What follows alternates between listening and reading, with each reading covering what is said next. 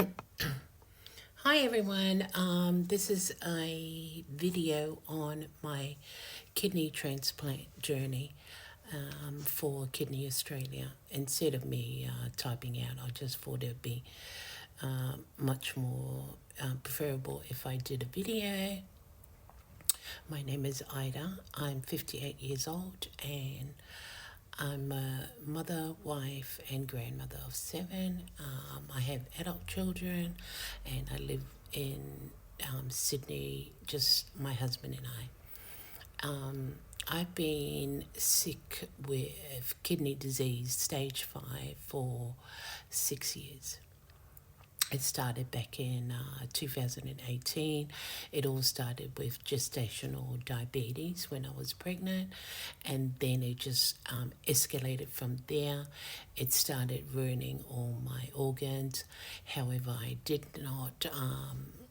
I was my mindset wasn't right at the time, and I just ignored all the signs, and I've come to realize after the fact that I should have listened to my body, because apparently your body does give you warnings before something happens. So this went on. I had headaches.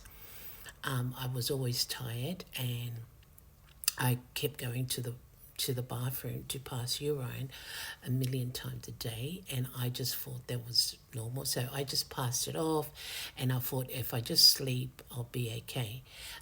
All these symptoms will go away. So I would always wake up with a headache, and then I would always take Panadol, and how terrible that was. Like, being ignorant to your illness is not a good thing for you. And this was back in 2018, and then it just got worse. My everything started failing. My eyesight. I had fluid in my legs. I had fluid in my lungs. I couldn't walk. I couldn't breathe properly. I thought I was having a heart attack. All the teeth started decaying, and just everything went. My coloring went yellow. And that's because my kidneys were failing and I wasn't doing anything about it. And so the poison was going around in my body and it wasn't coming out.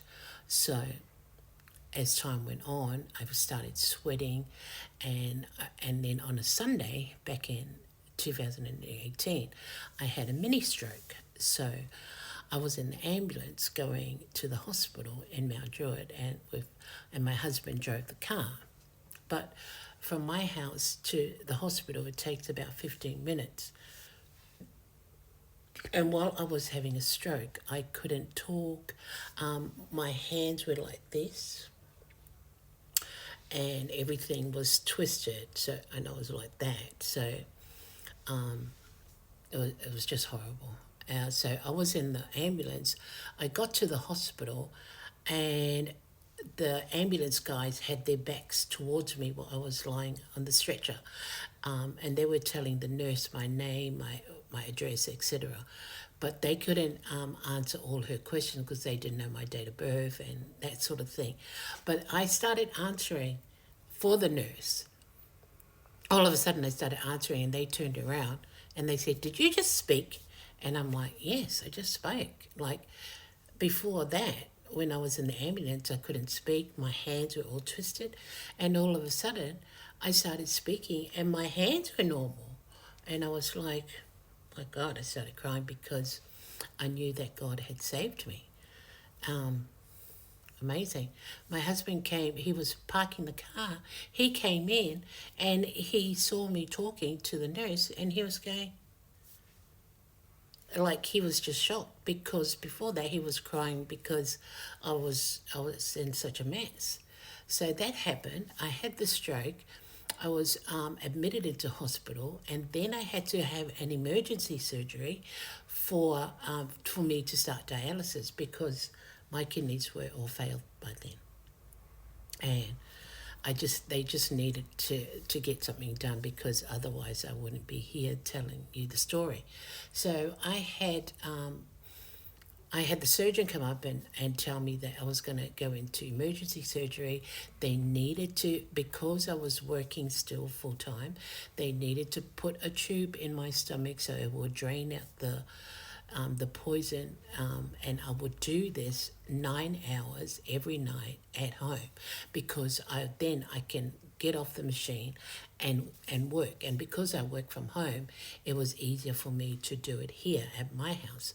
So I did the surgery, I came out, I started going to the clinic. So they teach you at the clinic, they teach you on how to do the machine, what to look out for, the infections, etc., etc. So I did that. I came home. I did the machine for 9 hours. I kept going to all my appointments. Once you're on dialysis, you cannot miss an appointment because they test. If you're wanting to go on the transplant list, you must attend all your appointments because they test all your organs. If you're not up to date with anything, they can't approve you for the transplant list. And that was my main focus. I said I can't be on dialysis forever because it's just not a life, and you get so depressed, and your mental state is not stable and all sorts of things. So whilst I was on dialysis for 3 years, I attended all my appointments. The only thing that, unfortunately, with dialysis, anything that happens is that you and your husband really have to have strong faith.